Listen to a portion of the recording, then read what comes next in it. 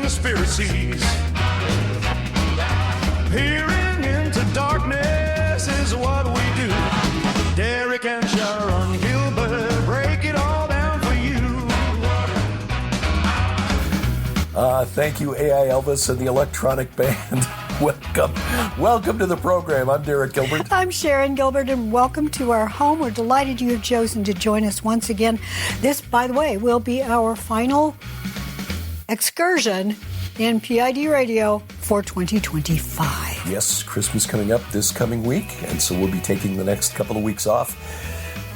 We're both doing a lot of writing, so we'll be doing that, but we hope that and pray that over the holiday season you have a blessed and safe holiday season, relaxing with your family. We do, and in the meantime, if you just decide you have to have more PID Radio, dig into the archives by downloading our app. Oh, good segue there. You'll find it online at pidradio.com/app, or you can go to gilberthouse.org/app. That is our main web hub, but of course, pidradio.com, where you've got archives going back to 2005. It's kind of crazy. We have a lot of archives up at Spreaker, and Derek and I are trying to decide if we want to continue with Spreaker, because hardly everybody, I don't know how many people listen on Spreaker. If you do, let us know. Yeah, but the main reason there is that it hosts all of the audio for all of our podcasts, which is well over 2,000 episodes of various programs now, or the audio-only episodes, the Gilbert House Fellowship, PID Radio, View from the Bunker, those three podcasts. Between the three of them, we're at over 2,000 episodes. Okay, the reason I made the face is I thought a lot of those are actually at the app, hosted by many of them have been imported into the app. I haven't gotten all the View from the Bunker archives over there yet. So once we do that, now the other reason for keeping Spreaker, and we're getting into inside under the hood, inside baseball, that's under the hood. So I'm mixing two metaphors there. It's a little expensive. Yeah, because the hand is on the other foot now. Yeah. The audio for many of the other pod-catching services out there, podcast services like Apple Podcasts, YouTube Music, some of the others, Pandora, Spotify, they pull the audio from Spreaker. Okay. Now, that could be switched once we get everything over to, But the great news is we are not going to make that decision today, because this program will not be about deciding that either. It's just been paid for the next year, so we have a whole year to make that decision. Right. But when we saw the charge go through, Derek and I said, okay, what's the cost analysis here as far as the return on investment? Are we duplicating our efforts? It's not. We're just simply trying to be good stewards. Right. That's all.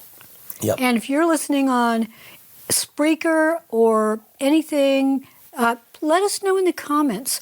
Where are you listening? Yep. If you're at YouTube and you're commenting there, it's obvious where you are. But if you're on the app, let us know if you listen elsewhere. Yeah, that would be very helpful to us.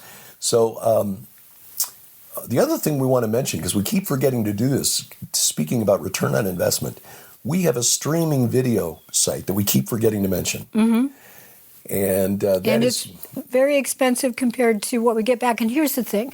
It's not about making money for us at all. No. At all. So if you find benefit in being able to go to watch our travel documentaries or any other video that Derek and I have hosted over at Uscreen, is that the name of it? Yeah. And the easy way to get there is gilberthouse.org/video. Yep, there you go. If you've gone over there and you've enjoyed it over there, let us know.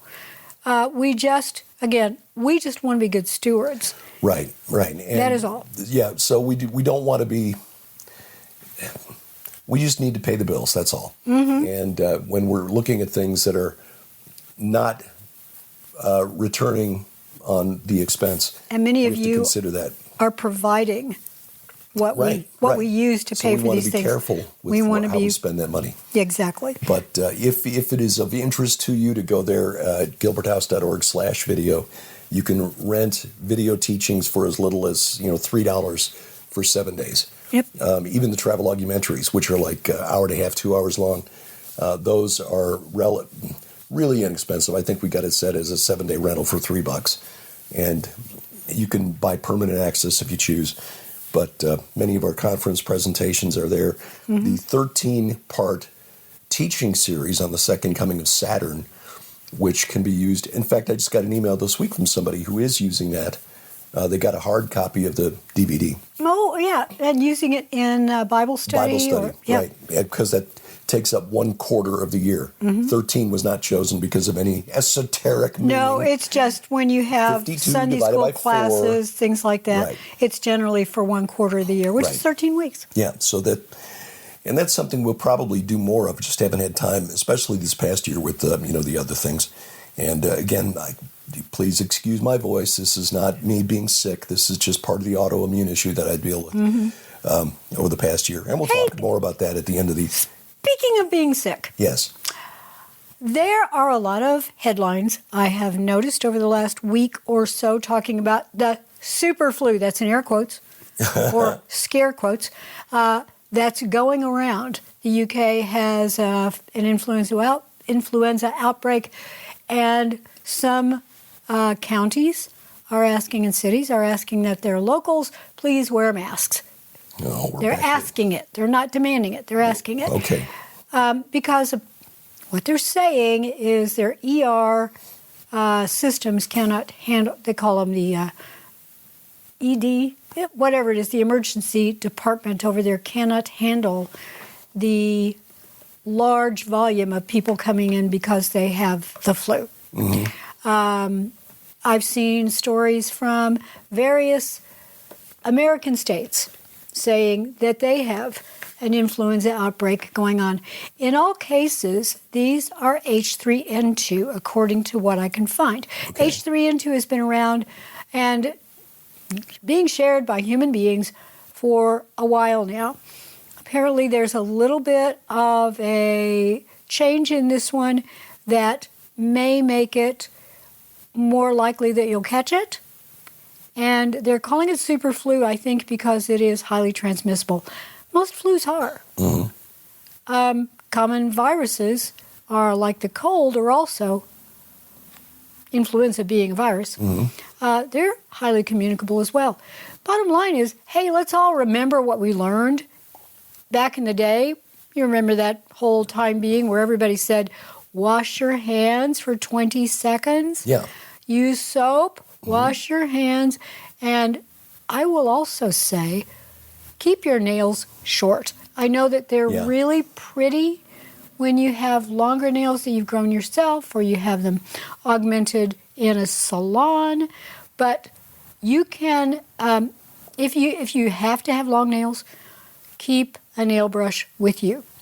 Yeah. You want to get everything out from under those nails. Trust me, you can easily pass viruses that way. Yeah, you got to wonder about medical professionals, nurses and nurse practitioners who come in and they've got really long, pretty nails. When I studied nursing, the first thing we learned was clip your nails. Yeah. If I can see those nails past the ends of your fingers, they're too long. That was the other thing that really surprised me back in.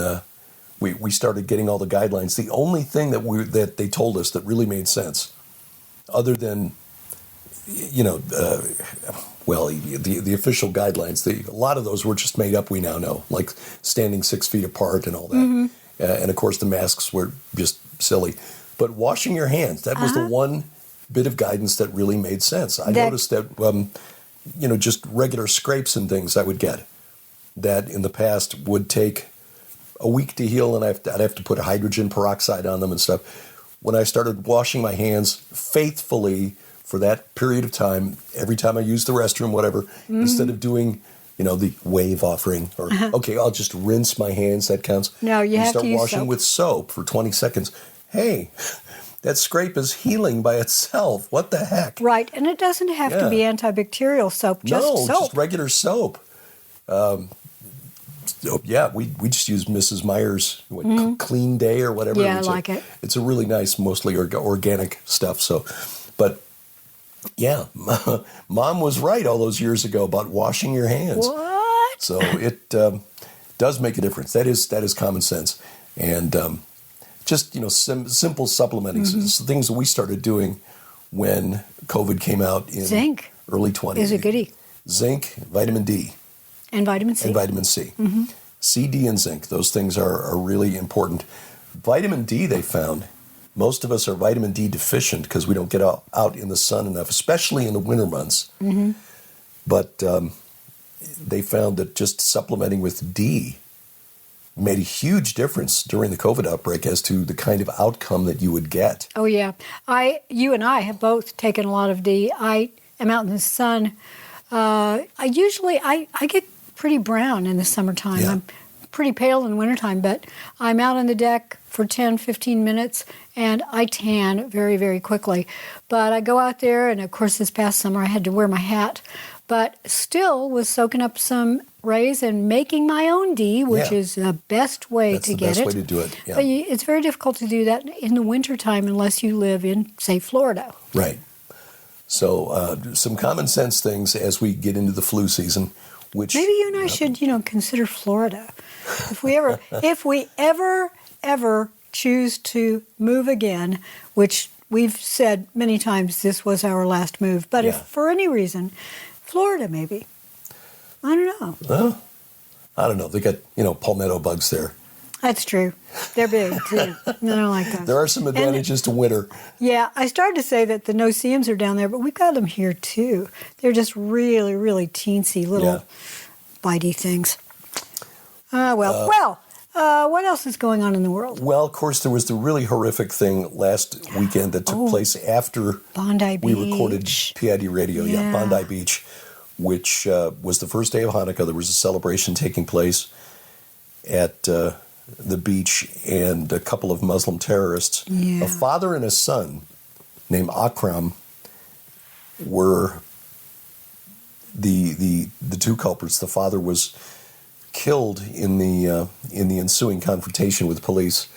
The son was injured, but he's been charged now because he woke up, and as soon as they woke up, they read him his charges. But the question that the police in Sydney, Australia need to answer is why it took 20 minutes with a police station not far from that beach, and why, given the anti-Jewish demonstrations that have been taking place in Australia, as well as threats. And these have been happening all over the world, but in Australia they've been should have been aware of this. When you had a large group of Jewish people celebrating Hanukkah on the beach, and Bondi Beach, as I understand it, is like Waikiki Beach here in the United States.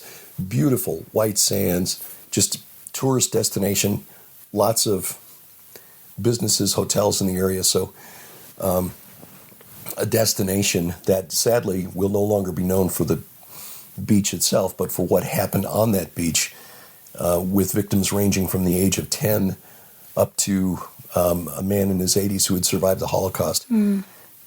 It took 20 minutes for police to respond.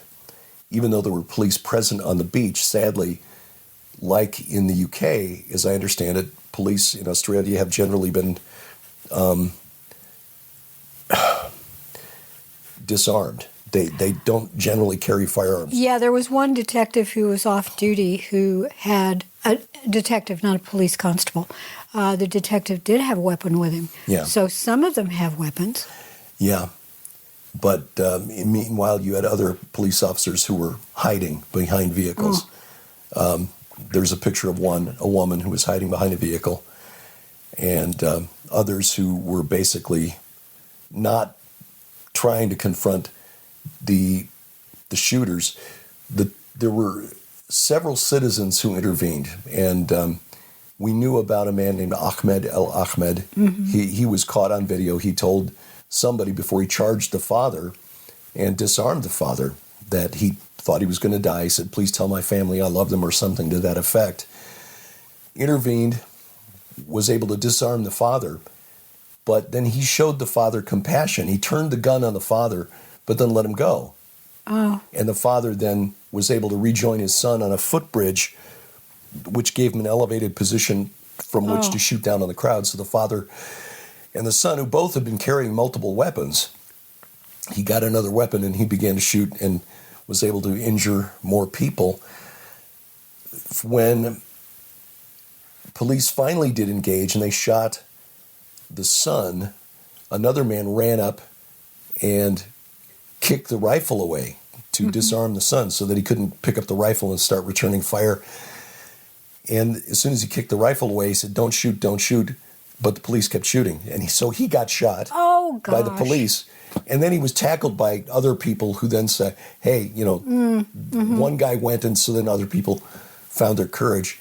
And he was a migrant who was there visiting his family. Oh, gosh. And now they're working to get him citizenship in Australia. And I think that's appropriate. I don't think... Sadly, there was a couple in their 60s. The husband was 68, the wife was 64, who spotted the father getting out of a vehicle before the shooting really began. And the husband, 68-year-old man, and I say that like he's an old dude, and that's like, 4 years older than me,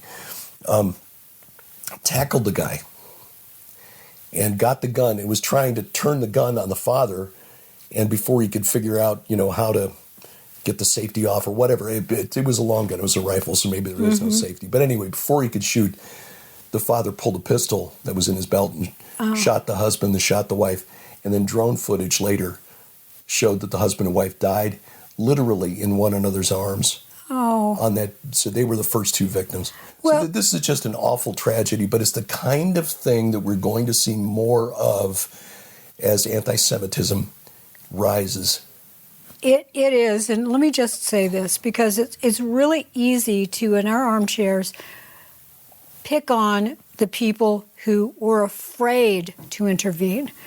Not one of us knows how we would respond in that same situation. That's true. I will also say, I think there are a lot of brave women out here.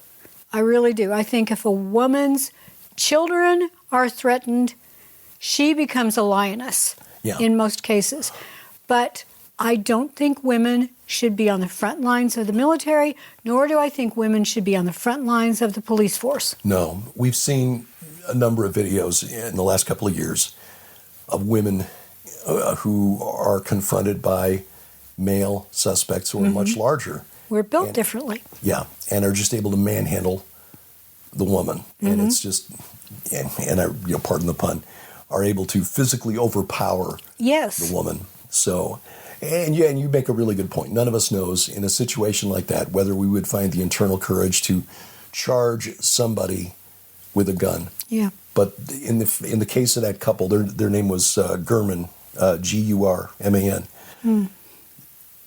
The video, and this was somebody who was driving past, so it was caught on their dash cam footage. You could see she was charging in after the husband had tackled the guy. She was rushing in to help her husband. She was rushing in. She was not running away and hiding. Right. So remember, and I don't have their names in front of me, but Mr. and Mrs. Gurman. May their memory be blessed. Amen. Because they were the first two to fall in that confrontation. But the day after, Australian police intercepted a car with 5 men in it who, I've not seen their names, but they were suspected of heading towards Bondi Beach to carry out a similar attack. Now, this speaks to something that we talked about in the past, and I've reached out to Raymond Ibrahim. I've not heard back from him yet. He's the author of a new book that we're reading called The Two Swords of Christ, which is about so good. The Knights Templar and the Knights Hospitaller in the Middle Ages and how they were formed to protect Christians who were making pilgrimage to Jerusalem. And also about the Teutonic Knights. Yeah. The German equivalent of the Templars and the Hospitallers. Not Teutonic as in Hitler. Yeah. Now, these were Germans that were just trying to do what was right. Yeah. They were formed as a response to Islamic violence against non-Muslims. And we have forgotten 1,000 years down the road, 900 years down the road, why those military orders, Christian military orders, were formed. It's really interesting reading. It was Bernard of Clairvaux who was the founder, and how they really insisted that knights live to a moral code based on the Bible. They were not esoteric. They were not pursuing the occult. They were not trying to enrich themselves, at least at the beginning. Now, I've not gotten deep enough into the book. We know that in 1307 was the King Philip of France. Yes, Philip the Fair. Yeah. Who I don't think he was doing this because he thought the Templars were evil. It was at a time when a lot of things were being done to individuals, extorting information from them through excruciating, and I say that intentionally because that refers to crucifixion. That's where the word comes from, excruciating. Not that they actually did that, but I mean, some of the torture chamber things. I think Philip the Fair saw them as taking away from his popularity and his access to money. Yeah. The Templars at the time, they moved a lot of money back and forth because you had nobles, as you've read in the book, nobles who, okay, I can't go myself. I'll send my son, and I will send a bunch of money to help build things and rebuild your battlements on this place or that, or buy horses and provide Fodder weapons. for the horses. Yeah, exactly. It was a time when the Christian world, and really we're talking about beginning around the year 1095 AD and continuing, the Templars were basically rounded up and by Philip the Fair in 1307. So we're talking like the 12th and 13th centuries. On October 13th. Yeah.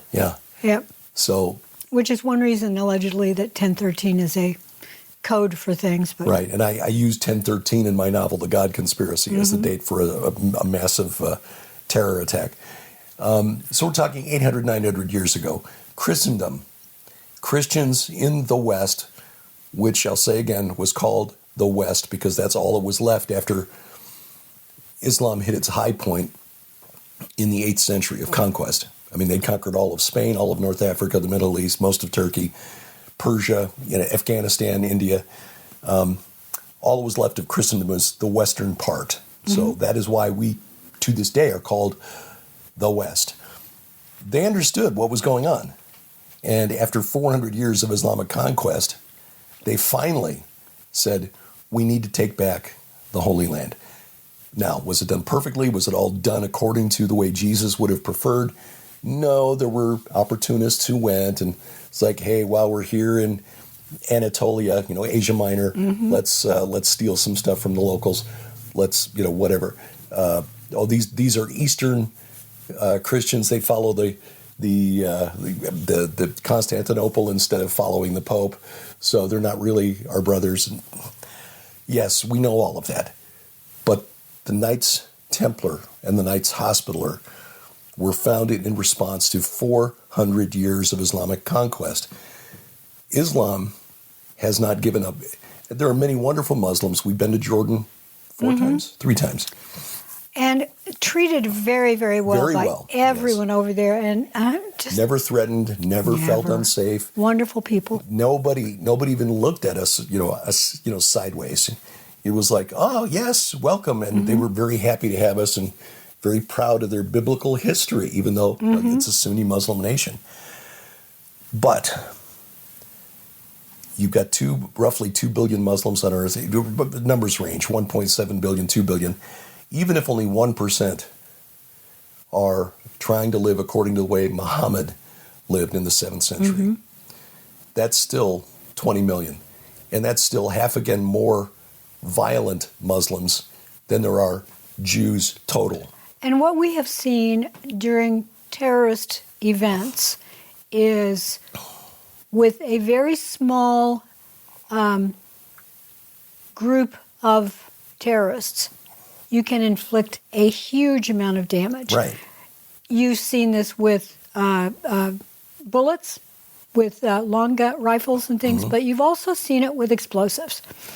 And we are told that Osama bin Laden was behind the Twin Towers. We won't get into all that, but let's say that everything we've been told was true. The fact is that those buildings came down. Yeah.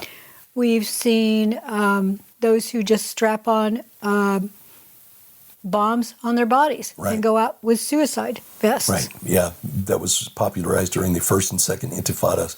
And by children. the way, for the record, we understand that the official story of 9/11 cannot possibly Like be true. I said, we're not going to get into that. Don't have time. We've actually covered that a lot in some of the older PID radios. Back in the day, right, yeah. So we're not going to revisit that and relitigate that. But vehicles have also become weapons of choice, where Islamic terrorists will just plow into a crowd of people with vehicles. In fact, a couple more terror plots that were targeting Christmas markets in Germany, one in Germany, one in Poland, were just thwarted by police.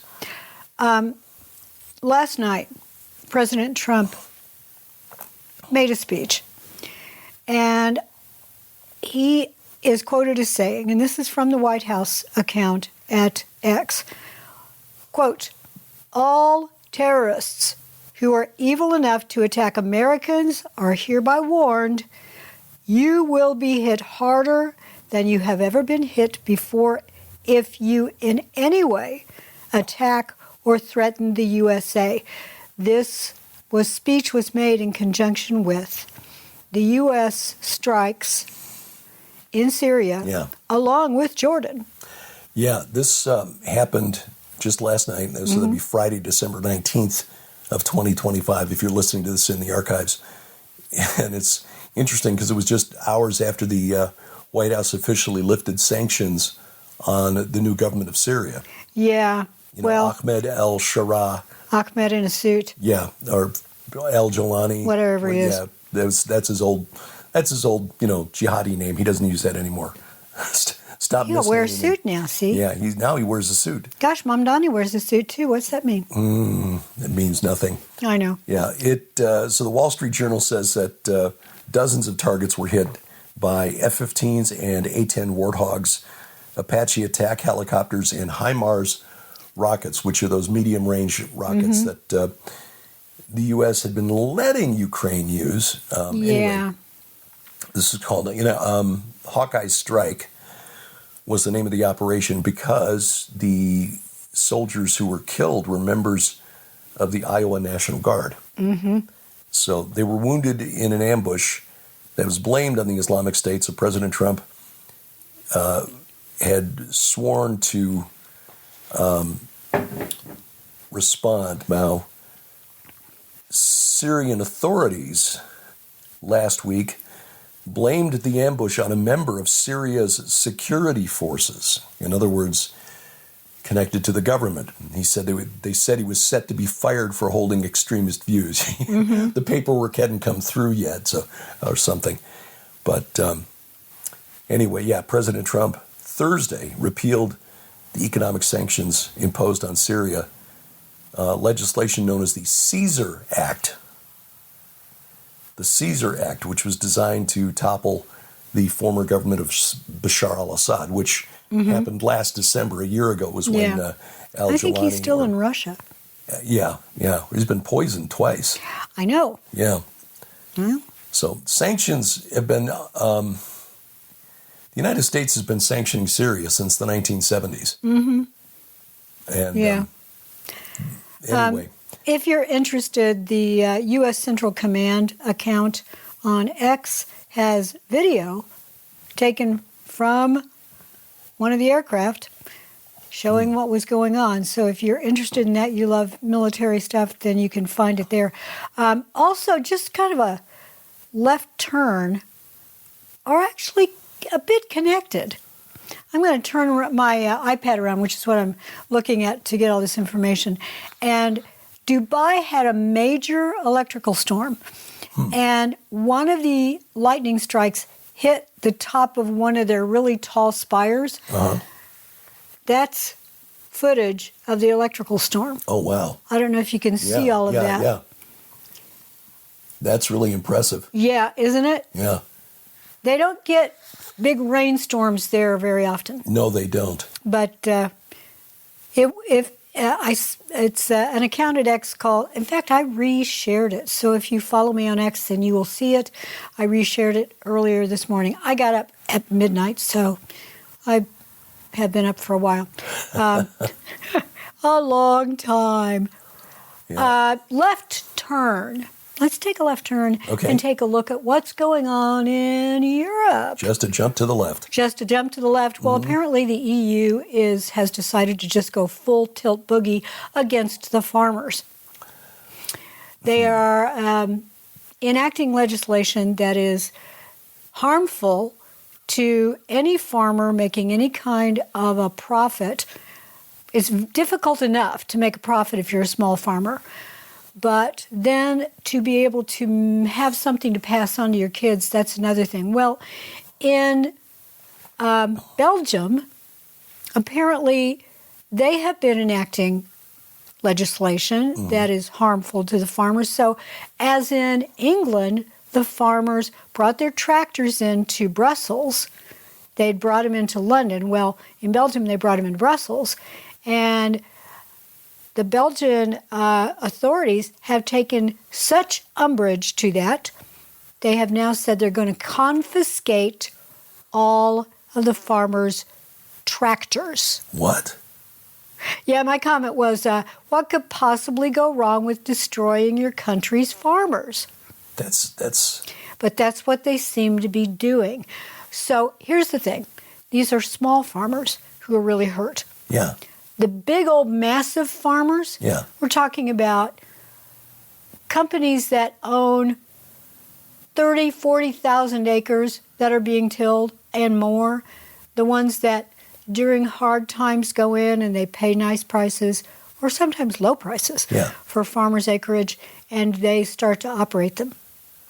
That was going on when I was, many of you know I was married before. Well, I was married to a gentleman out in Nebraska, and we farmed. We had 1,000 acres, which frankly was a lot to us, but not a whole lot to these huge farmers. No. Well, this was during the whole Willie Nelson Farm Aid thing, because at that time, our farm loans were over 18% and higher. That's like credit card interest rates. Yeah, they were really high. So if you needed to buy a new tractor, which could even then cost you $50,000 or $60,000, they're more than that now. Yeah. You couldn't pay cash for that. You had to get a loan in most cases. Yeah. So these farmers were going under because the price we were getting for corn, that's what we raised corn and cattle, was practically nothing. And the profit margin was so super skinny, like 2% profit. You can't live on that. Many of the farmers around there said, you don't go into farming because you make money, you do it for the lifestyle. Yeah. It's a great way to raise kids, but you make no money. Well, the big co-op farms, they were coming in and they were buying up acres and acres and acres, because a lot of the farmers were going to the auction. Their stuff was going on to the hammer. Foreclosure. And so these guys were buying up acreage for next to nothing. Yeah. Putting the parcels together in big corporate farms. You had these big corporate farmers. I think they're going to be the survivors, sort of like we're seeing big company gobbling up little company, and even big company buying up big company throughout a lot of industries. The entertainment industry, they're all collapsing into one another. Right. Yeah, we were surprised. We watched a video trailer for... it looks so good. Sheep Detective. Yeah, Sheep Detectives looks really wonderful. Hugh Jackman and a lot of other very well-known names that it just provide looks the voices wonderful. for the sheep. But I was surprised to see the Metro-Goldwyn-Mayer, the MGM logo with the roaring lion. And then underneath it said, an Amazon company. Like, when did Amazon buy MGM? I know. Like, what? And Warner Brothers is now being sold, or I'm not sure what the deal is with Warner Brother. Is it the studio itself, or is it spinning off its Discovery? I think it is Warner plus all of the things that Warner owns the rights to. Looking this up very quickly. 1 day ago, Netflix had made an offer for Warner Brothers, and Paramount, which is owned by a company called Skydance now, and Paramount is the parent company for CBS. Yes, it is. So Paramount Skydance was bidding for it. This board of Warner Brothers was saying, no, we don't want to sell to them. We want to sell to Netflix. But shares of Warner Brothers closed Thursday below the offer that Netflix had agreed to pay for the studios. So what does that mean? Paramount was going to spend $108 billion to get it. But here's the thing. You're talking about, larger companies just gobbling up smaller ones. Both of these deals, when you're getting, Paramount, which again owns CBS, Warner Brothers, which is part of, has got all of those Discovery cable channels, and a streaming service, rolled into either Paramount Plus or into Netflix, you're going to have Congress looking into this, because you're talking about getting into antitrust territory here. Monopolies. Remember when Bell Telephone was broken up because of the monopoly? Right, and then it wound up all being baby bells everywhere, and then coming back. Yeah, exactly. Under AT&T. Yeah. That's why you got that big empty building in downtown St. Louis at 909 Chestnut. The Southwestern Bell built this massive new office building in downtown St. Louis, and they were there for like a year, and then they got rolled into AT&T, and the building has been sitting empty since, I think 30 years, which is why I'm using it for the headquarters of my evil villain in the next novel.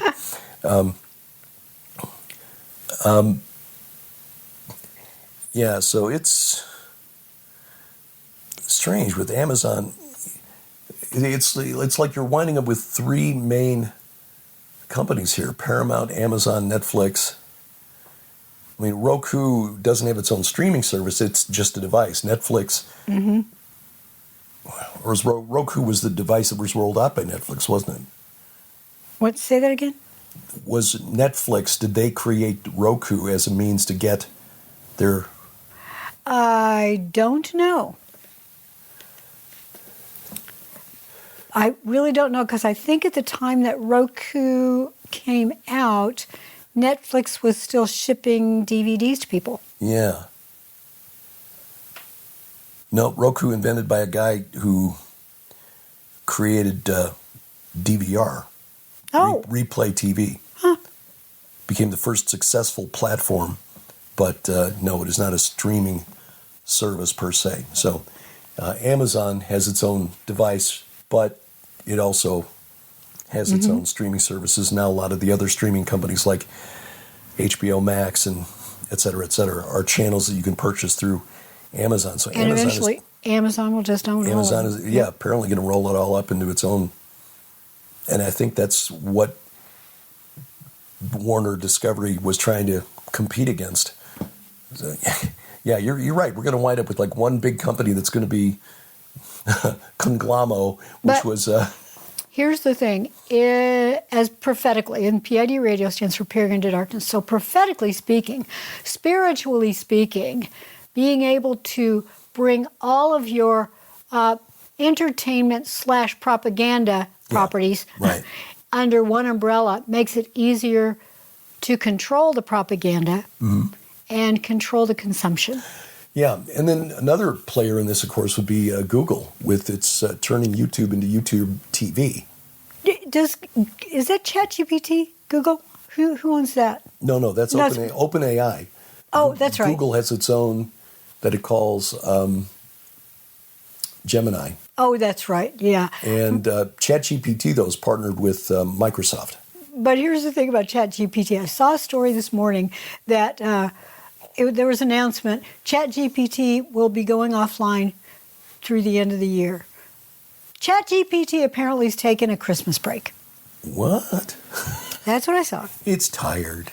I know. I'm guessing that they're going to retool it or something. Yeah, perhaps. Well, they've had some trouble. We talked about it here on this program with the lawsuits from families of people who harmed themselves because of guidance they received from ChatGPT.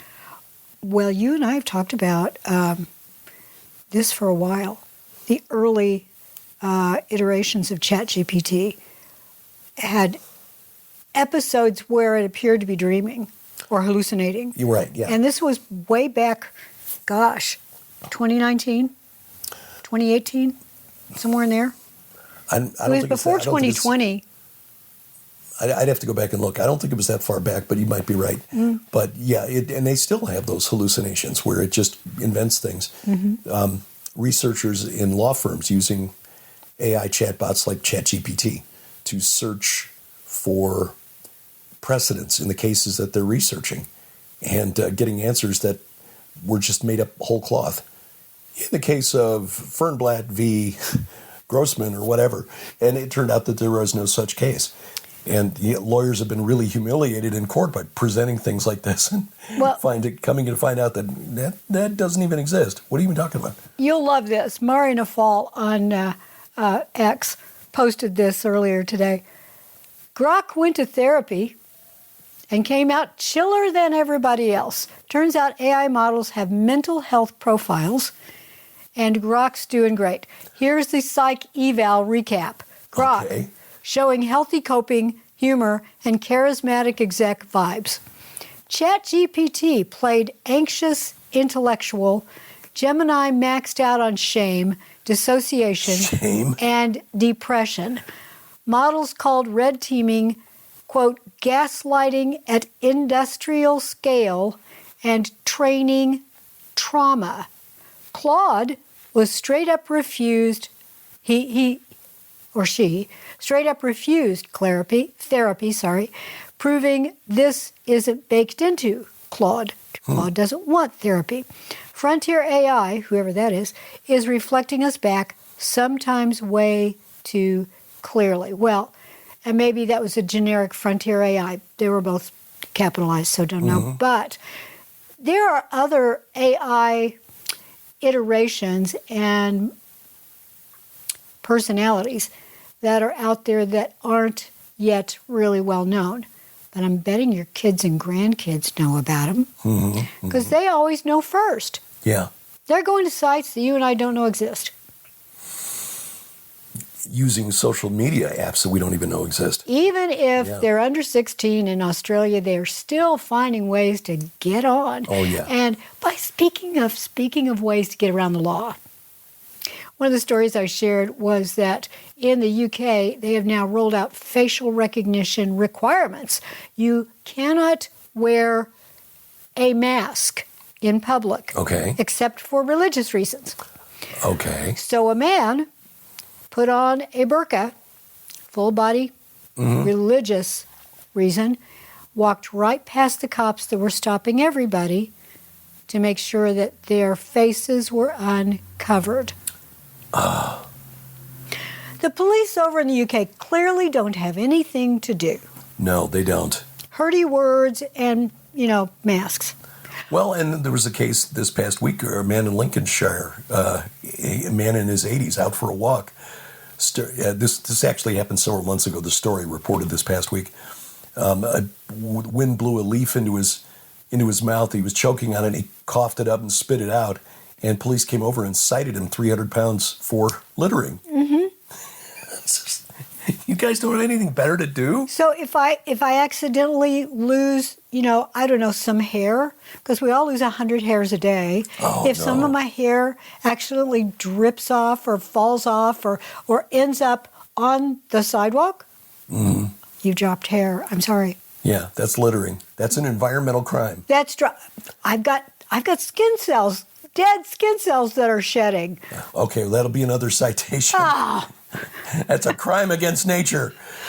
Seriously, there aren't enough police over there anyway, and they are being asked to do the most ridiculous things instead of taking care of. In fact, there was another video out of the UK that showed a young man with a machete getting the machete out and then walking across the street with it. Police just, Religious reasons? I guess, Religion says he's got to have a sword. Oh, yeah. He's probably going over there to do something halal with that. So, But, and by the way, someone butchered some geese, migratory birds, in the UK and left them in a public area. The carcasses. So took the meat and left the carcasses. Well, just carved off the breast meat. Oh. And left the rest of the bird. Oh, okay. I know. It was quite horrifying, Yeah. according to those who found these birds. It was about 20 geese. Wow. So who's decided this is our Christmas feast? Yeah. And it's free and cheap, It could.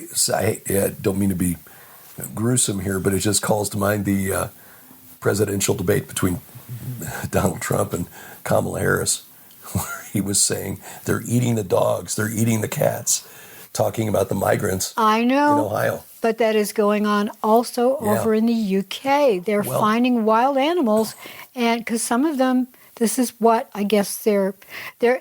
I'm betting that if it were determined this is the individual or individuals who did this, those individuals, if they said it's for religious reasons.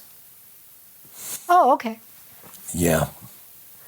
Yeah, it's a strange time to live in the United Kingdom. You can't walk your dog in the UK anymore. Because it's offensive to Muslims, yeah. We're really dealing with a clash of civilizations, and I'm aware of the fact that what we are saying could be misconstrued and presented by those who do not share our worldview as being based on racial animosity. No, not at all. And that is not it, or religious intolerance, and that's not it either. It's when you look at history and how different cultures interact. These are the kinds of things that happen. Well, for example, in Minnesota, now they're saying that up to half of the $18 billion that the federal government has sent to Minnesota in Medicaid funding in recent years may have been fraudulently diverted. Those claims may be fraudulent. The fraud cases among the Somali community in Minnesota, Minneapolis, St. Paul mainly, has gone from 700 million to $1 billion to $4 billion. Now they're saying perhaps much as $9 billion in fraud just during the governorship of Tim Walz up there. That's a lot for one state. It is a lot. And it's a lot. And when you look at the 70 people who've been prosecuted, the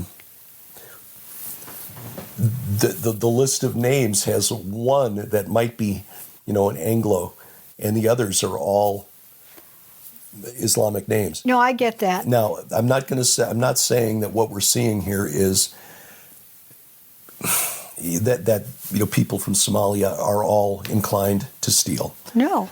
But what you're seeing is a group that, and again, historically you see this, when people move to a new culture. And here in the United States, we've seen it over the last 250 years of this country's existence with, Italians and then Irish or Poles or Greeks or Chinese. They will go and Koreans, they will go and they will tend to congregate together because they're strangers in a strange land. Exactly. And they will try to work together to help one another out. And sometimes, as in the case of, say, street gangs, that may involve physical violence, Italians versus African Americans or whatever. And what you have in Minnesota is a tribal culture, Somalis, coming into a place that is very liberal, open-minded, willing to share and to help, but to the point that they're being taken advantage of. So that is simply just, again, it's a clash of cultures. And then it comes down to having to face the reality that these people who've come in either choose to assimilate or choose not to assimilate. And if they choose not to, and the way they're living is not acceptable to the rest of society, what do we do about it? That becomes very difficult because you can be accused of, again, racial animosity, religious intolerance, whatever. And for many Americans, that's like the worst thing ever. Oh, no, I don't want to be seen as hateful. Well, if you've got that going on, it's easy to jump and say, well, it's just this group. But human beings, being sinful by nature, will try to get away with things if allowed to. Exactly. Example, one of the stories coming out yesterday was about a California doctor who's been indicted for $45 million in fraudulent claims for Botox. She's saying, I'm not joking, she is saying in her paperwork that she performed Botox procedures that allegedly, we have to say, insurance was supposed to pay, and I'm guessing that somehow she got money for this. Let me see if I can actually pull up this story so I can see in here, because I read this yesterday. Botox injections were not medically necessary and were never provided, with this woman submitting claims for procedures on dates when she was traveling internationally, so couldn't have done it, or when the apparent client was traveling internationally, according to this indictment. She submitted a claim for administering Botox, the wrinkle reducer, to a person who was in federal prison. And I'm just wondering, if you read down, are all of her clients, did you just take any name that you could find, walk through the cemetery, find a name? I don't know, but these are, this is illegal, what she has done. And to get insurance companies to pay her this money when she did nothing, these are charges, okay, all right, $1,000, $60,000, don't know. I do know that, the momager of the Kardashians, the mom manager, who just turned 70 and had a big party at, Chris, just had a big party at Jeff Bezos' place. She has what's been called the $1 million facelift. Amazon even owns the Kardashians. I know. Well, why not? Well, what's weird about that is the current Kardashian show's on Hulu. Did Amazon buy Hulu? No. I was just saying because Bezos hosted the party. But he did, and he only did that because he has an investment in it. So you have to ask, why is he doing this? I don't know. Maybe Kim Kardashian and the new Mrs. Bezos are friends. I don't know. But anyway, it was, I know why he did it. She wanted to have a Bond-themed party. Oh, and Amazon owns the Bond James franchise. Bond. Right. Yeah, which, by the way, who knows what the next Bond is going to be, since Amazon now owns it.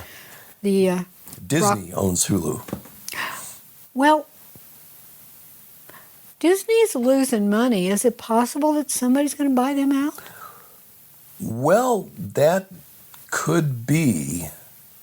Because, Disney really has misjudged the public's appetite for woke programming. Mm-hmm. They've managed to ruin several major franchises: Star Trek, Star Wars. Yeah. Doctor Who. Oh, gosh. I used to like Doctor Who, but sorry, at the end of the Capaldi season, the years, that show just went too far. They also ruined Snow White. Yeah, that was really the thing that attracted a lot of attention to what Disney was doing. That brought Bob Iger back out of retirement to try to redirect and refocus.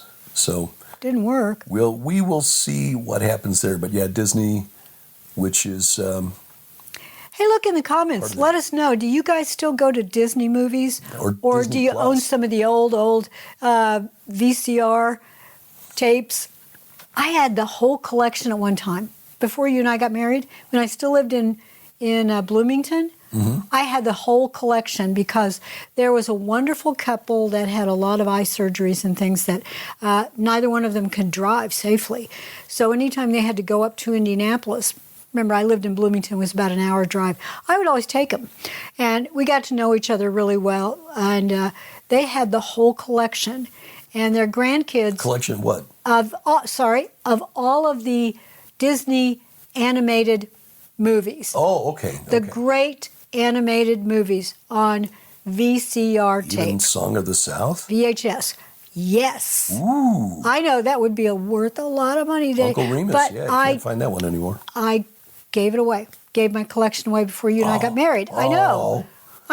It's like I sold off all my early edition Marvel comics, single-digit number editions of Spider-Man and X-Men and Thor. Oh my gosh! And, Did you have the original Superman though? The very first edition. No. Superman Day. Not that old. Superman Day, and this is going to take us to our next topic. Superman Day is on June the 12th. Yeah. That's the day the creation of Superman occurred, we're told, allegedly. Yeah. But that's the official date. It's called Superman Day. Right. Well, Superman Day of next year is when Steven Spielberg's new movie, Disclosure Day, sorry, when it comes out. Yeah. I've He's seen the fascinated trailer with on this that. stuff. Emily Blunt is a name that maybe most... Yeah, I guess people, if you watch movies at all, you'd be familiar with her. She's done She some was really good in stuff. the movie version of Into the Woods.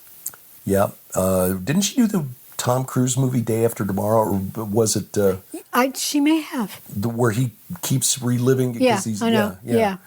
Anyway, That was actually a good movie. yeah. It's a UFO film, Disclosure Day, obviously. And if you've seen the video, it looks really creepy. Emily Blunt, who's, I think, a Brit. She is. She's got a really good American accent because she plays a weathercaster in Kansas City in the film. The Brits do great American accents, Yeah. and very few of us can do a really good British one. She, That's unfair. yeah, it is. She begins speaking in, clicks and pops and kind of the sort of thing that you see in the M. Night Shyamalan Signs. movie Signs, where they've got the baby monitors that are somehow picking up alien signals. Look, if you've never seen Signs, you need to watch it. Yeah. Great movie. Wyatt Russell, Kurt's son, Oh, yeah. is in Disclosure Day. He Colin plays Firth. the young version of Kurt Russell's character in Monarch. The Yes, series on Apple, which was mostly Plus. terrible. mostly terrible. But his character should have been more of the focus because Exactly. his character was really good. Yeah, but the young characters they chose to focus on were a bunch of whiny You and I were sitting there. Oh, Gen Zers. It's Yeah. like, oh, please. None of these are likable. They're all selfish and yeah. yeah. Anyway, it looks like it'll be interesting. John Williams, who scored many of And he's not Spielberg's young. movies in the past. No. He's been around for a long time. Spielberg is going to be 80 next year. So Oh my gosh, I feel so old now. John Williams is 90. I thought he was. Yeah.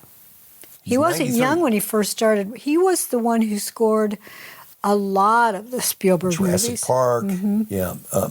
So it was Spielberg, who's really well known for a number of UFO films. I mean, Close Encounters. I did a report on this on 5 and 10.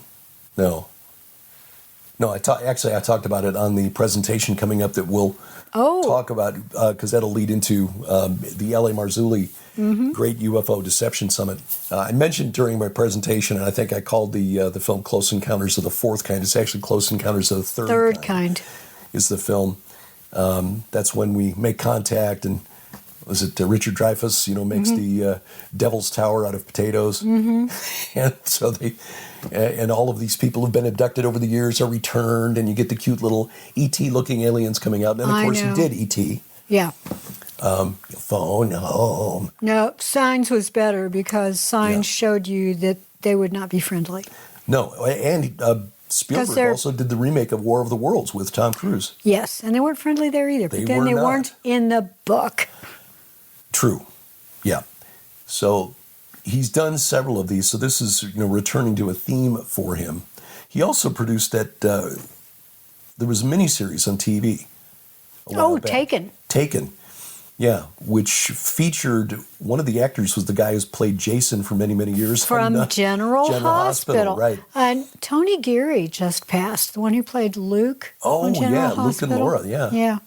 So anyway, June 12th of 26, that's when Disclosure Day will be released. And you pointed out, I mentioned it on the presentation that I just recorded and need to upload today for LA to get it slotted in for the conference. 6/12. 12 is 6 plus 6, so you got 6, and it's on Superman Day, who is an alien god. Right.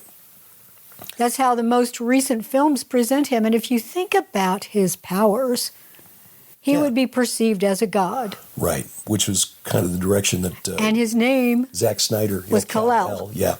That's kind of the direction Zack Snyder was going with the Justice League film. Yeah. How would... When he puts on the black suit. Right.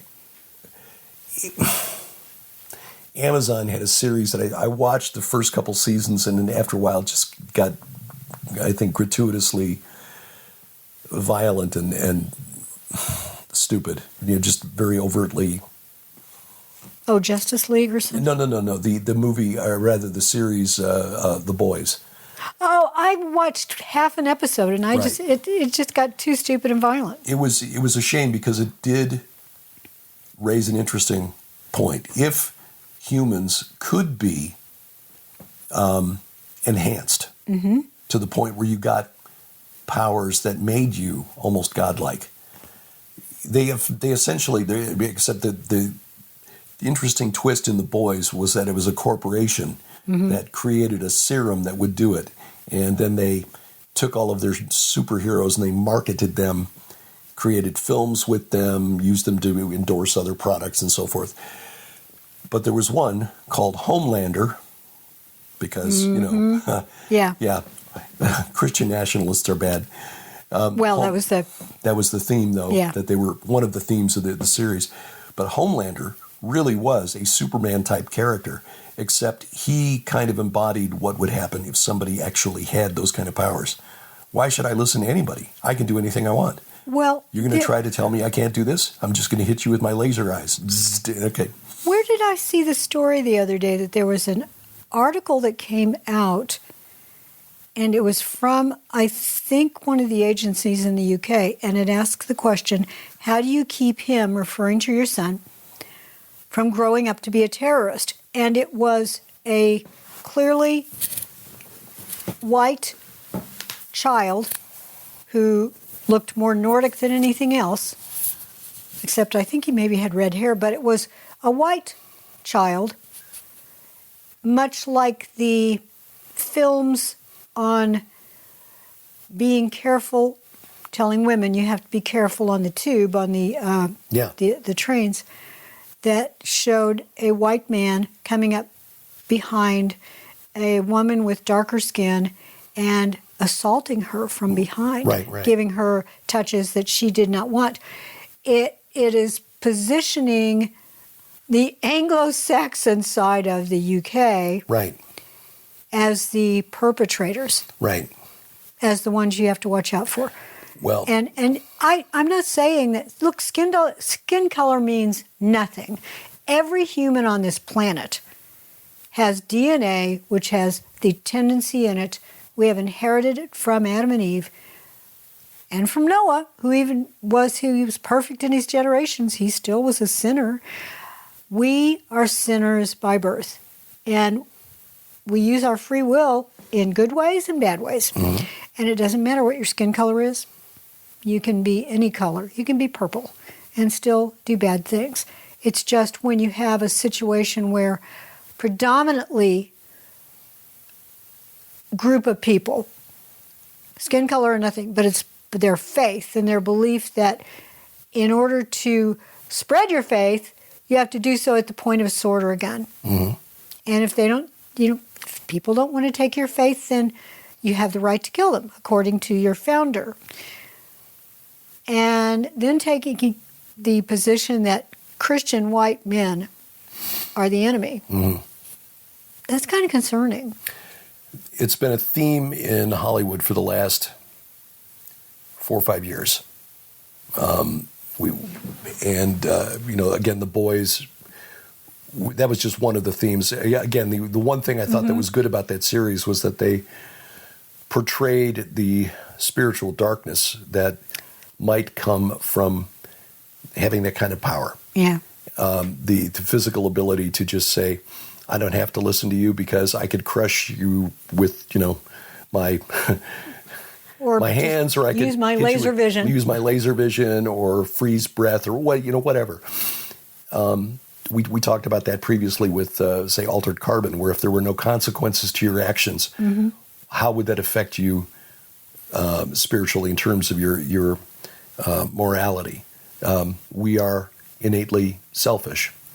The main difference between Christianity and Islam, I would say Judaism and Christianity and Islam, and in most other religions, is that Islam is premised on carnal rewards, either in this life or in the next life. Muhammad was unsuccessful in proselytizing until he had his epiphany after he'd been run out of Mecca for being a crazy man by his polytheist tribe, the Quraysh tribe. And in Mecca, or when in Medina, rather, began leading Carmel. He basically became a warlord. And suddenly his religion was growing. You've got a choice, submit or die. And if you submit, then you can join our super tribe and start stealing other stuff and taking their women.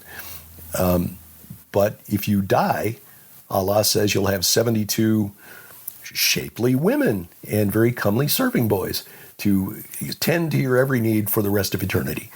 So again, the promise of carnal pleasures, either in this life or the next, that's not what we as Christians are promised. It's not what, Jews, Hindus, Buddhists, Eastern religions, okay, you lose yourself in the cosmic oneness. Still, it's not the promise of a carnal reward, buffet of delights, carnal reward. So anyway, that's we kind of went far afield from where I thought we were going.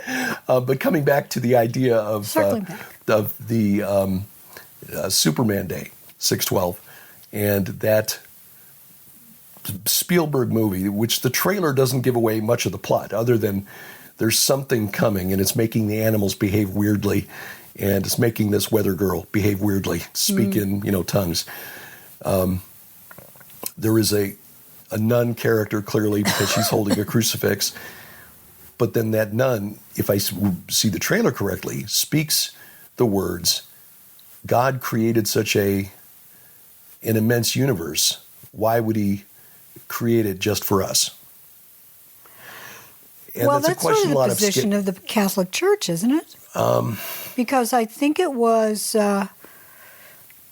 it John Paul or Benedict? I think it was John Paul who talked about the second, who talked about if aliens came down and they had a greater knowledge of God than we do, then we should listen to them. Well, I don't think it was the Pope. I think it was one of the leaders of the Vatican Observatory.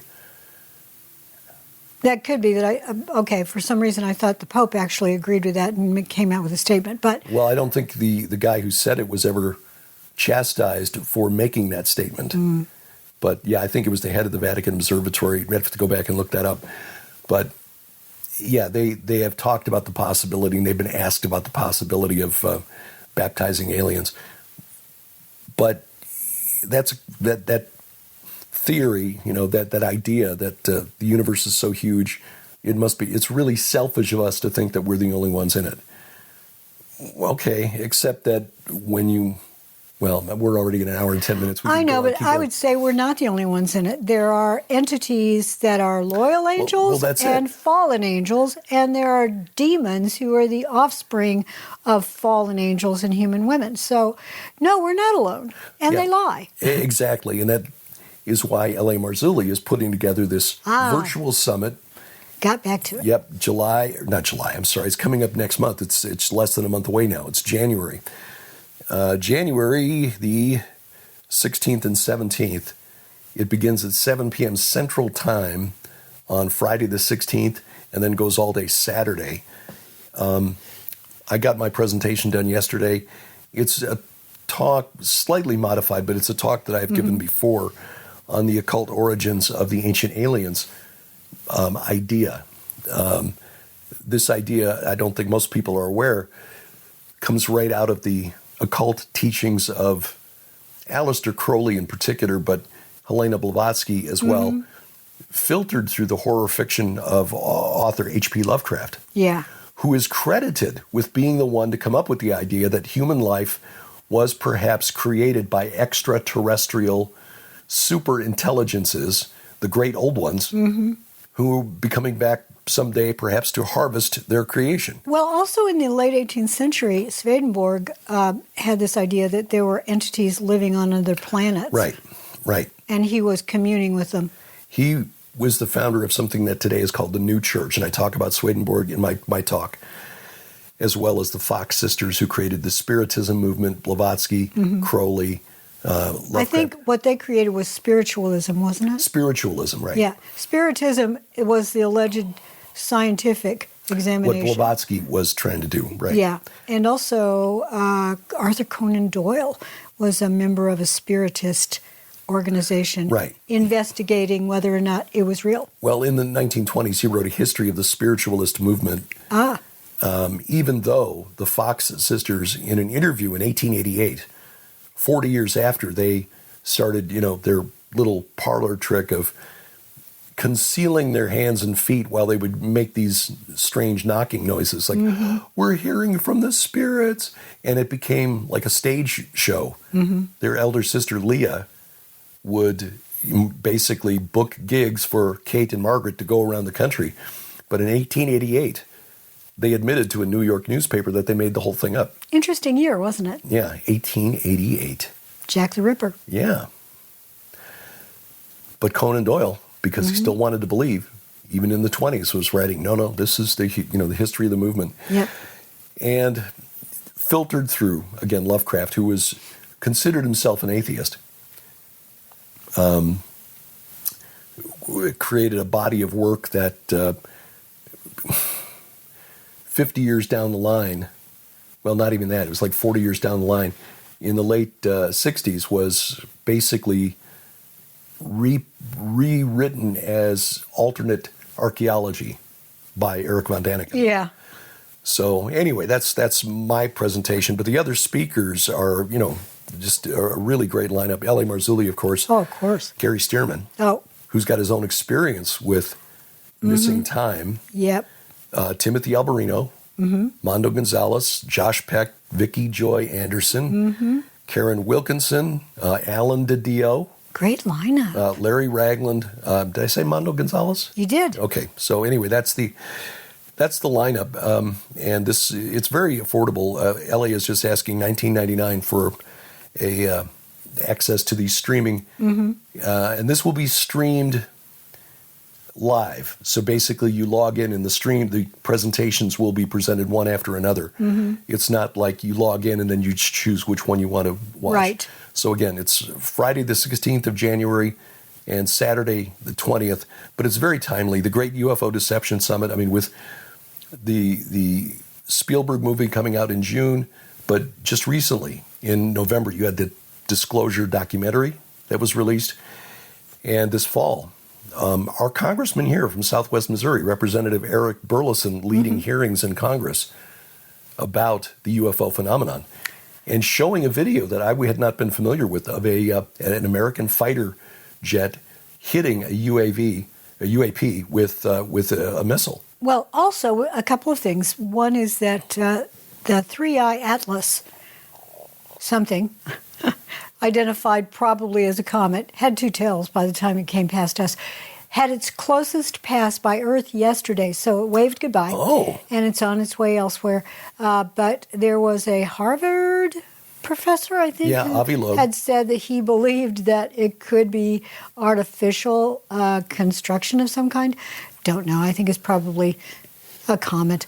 But also there is I guess a drone flap going on in the Oregon area, and some of those drones are going over very sensitive military installations.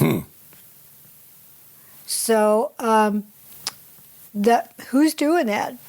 It's a really good question. Do not know. Don't think they're aliens. I just think that that's the kind of thing, though, because signs and wonders are going to be coming.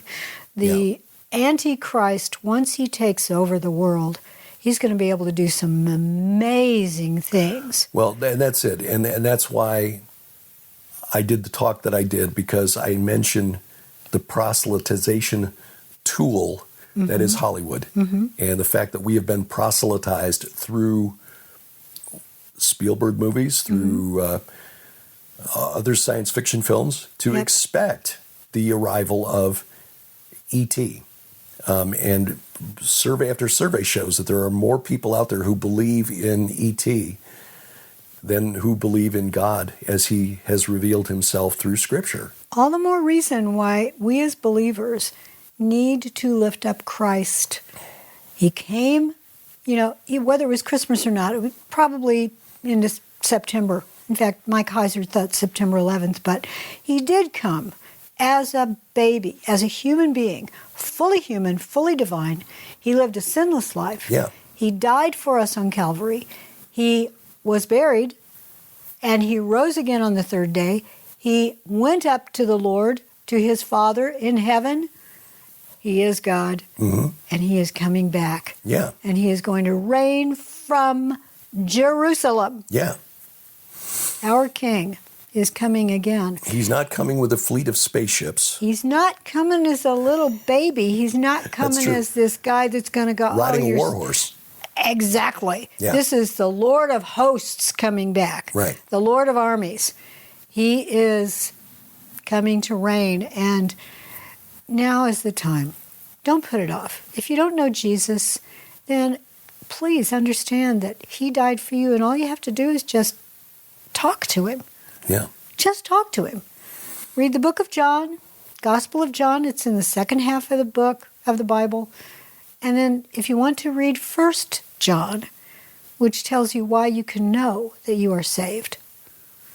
I would argue, we're suggest also 1 Corinthians 15. Oh, it's wonderful. The Gospel's right there. Because the Gospel's right there, the apologetics right there, how you can know that this is real, that the resurrection really took place, and why the resurrection is so important. So 1 Corinthians 15, it explains the gospel very simply in the first 4 verses, and then goes into, again, how you know that you know. Why don't you read it? You know. Now I would remind you, brothers, of the gospel I preached to you, which you received, in which you stand, and by which you are being saved, if you hold fast to the word I preached to you, unless you believed in vain. Now that little part there, unless you believed in vain, is...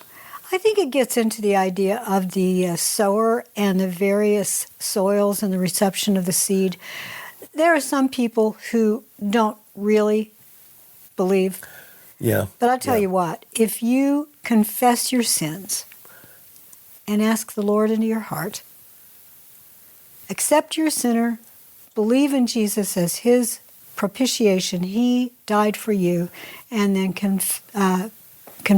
Yeah. Accept, again, believe, verses confess. 3 and 4 here are really the money quotes. For I delivered to you as of first importance what I also received, that Christ died for our sins in accordance with the Scriptures, that he was buried, that he was raised on the third day in accordance with the Scriptures. Mm-hmm. That's it. That's it. So it's just an historical event, and you believe that. Mm-hmm. And then he goes on to explain how you can know that that was not made up. Jesus was not miraculous. It was not revived by the coolness of the tomb. He wasn't smuggled out of Jerusalem by No. No. He literally was resurrected from the dead, and the rest of 1 Corinthians 15 explains why that's so important, and who the witnesses were who saw this. Basically, he was telling the church at Corinth, if you don't believe me, just send people to Jerusalem and ask around, because there are still witnesses walking around. So basically, we have one job. Yes, and that is to make disciples of all nations. Yep. And that doesn't mean the countries, that means everybody in the whole world. Right, ethnic groups. Exactly. And here's the thing. Pray for those who are doing things like on Bondi Beach, the terrorists. Pray for those people. Yeah. It's possible that some of them will actually accept Christ. Pray the Holy Spirit will work in their hearts. Yeah, amen. So tomorrow. This is the one time a year when we can say the name of Christ. Merry Christmas. We can say the name of Christ. We can talk about why he came. Yeah. And that he's coming back. Right. And so, all right, yes, we know, as Sharon said, this is not the time of year exactly when he came. Yes, we know the Bible doesn't tell us that we're supposed to celebrate his birthday, but I think we can agree that we can celebrate the fact that the Lord deigned to make himself human, fully human and yet fully God, to walk among us. It's not that we're celebrating the birthday like we would celebrate our birthdays. It's celebrating the fact that God chose to walk among us, suffer with us, and die for us. That's what's being celebrated this season. That is the fulfillment of Genesis 3:15. Yeah. The Lord said he would do it, and he did it. And he's coming back. So tomorrow is our last Gilbert House Fellowship. And because we normally do the study of First Enoch on the last Sunday of the month, right, we're going to pretend tomorrow's the last Sunday of December. But it is the last Sunday of 2025 for us as far as having fellowship. So we're going to be in First Enoch. Yep. And we're continuing in the book of parables, which is the section that prophesies the coming of a Redeemer. Yeah. So which gets us into Christmas. Right. So there you go. So join us tomorrow for that. No view from the bunker, but again, I've cut back on the production of those just to allow more time to write, and getting close to turning in the manuscript for the forthcoming book, War of the Watchers. Yay! Book 1, because there will be a book 2 coming out later in 2026. I'm still working. Yeah, I think doing 2 volumes of that is the way to go. Yeah. That way you can actually pack in more stuff. Right. I am working my way through book 9 of the Red Wing Saga. I tell you, it's gone in directions during this whole almost 3-year hiatus from writing that I tell you, I'm so excited. The stuff that I've been able to, there's plotting and plotting aplenty taking place. So Excellent. Thank you for being so patient. Do want to give you just mention a prayer request. Many of you know Kenny C. Yeah. We would ask that you would especially be in prayer for Kenny C. right now. He had some issues, damaged his foot. It's been infected, and now he's in the hospital, and other things have been detected while he's been there. So he's not happy in the hospital. Who is? But he really needs our prayers. So if you just pray for Kenny today, and if you're on Facebook, give him a hello. Yeah, absolutely. Yeah. He has been such an encouragement to so many of us. So to be encouraged by others, I think is the least we can do in response. And thank you also to all of you who've been praying for my niece, Sarah, who's, boy, I tell you what, they're possibly finding other things. There's a slight chance that the cancer may have spread. So she has stage 4 colon cancer, if you're wondering. So please pray for Sarah. I'd really appreciate that. And thank you for praying for Derek. Oh, very He's much hanging appreciated. in there. Yep, we will. We got some decisions to make going forward, but we will. Give you an old people report tomorrow because we've gone long already. We have. So until tomorrow, I'm Derek Gilbert. I'm Sharon Gilbert. Thanks for staying with us all year long. We love you. Bye-bye, everybody. PID radio is on the air. Politics, receive.